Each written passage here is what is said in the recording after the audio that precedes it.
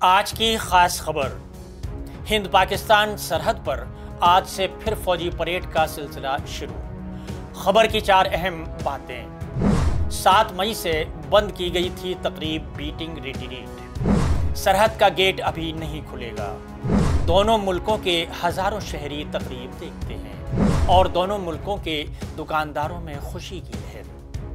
आदाब, मैं हूं अब्दुल हई खान। अब खबर तफसील से।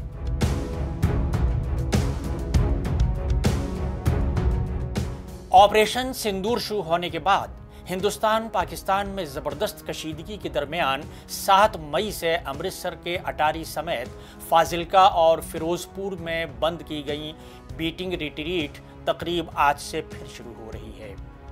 फाजिलका में ये कल से शुरू हो रही है, जबकि अटारी सरहद पर इसकी तैयारियों के हुक्म दे दिए गए हैं।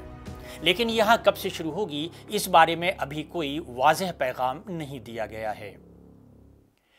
बीएसएफ के अफसरों के मुताबिक पाकिस्तान की तरफ से मुसल्लह अहलकारों के साथ हाथ मिलाना या सरहद का दरवाज़ा खोलना अभी मुमकिन नहीं होगा, लेकिन लोगों को तकरीब देखने की इजाज़त होगी। तकरीब का वक्त शाम 6 बजे मुकर्रर किया गया है, जबकि लोगों को कम से कम निसफ घंटे पहले यानी शाम 5:30 बजे तक दाखिला मुकाम तक पहुँचने को कहा गया है। फिरोजपुर में ये तकरीब कब से शुरू होगी, इस बारे में अभी ऐलान नहीं किया जा सका है। वाज़ेह रहे कि अटारी सरहद पर 20 से 25 हज़ार लोग रोज़ाना बीटिंग रिट्रीट तकरीब देखने के लिए पहुंचते हैं, जबकि छुट्टी के दिनों में ये तादाद 30 से 35 हज़ार तक पहुंच जाती है।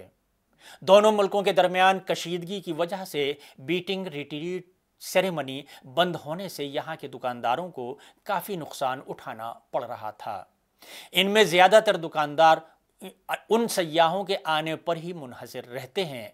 फौजियों की परेड दोबारा शुरू होने की खबर से मकामी दुकानदारों के चेहरों पर भी खुशी चमकने लगी है।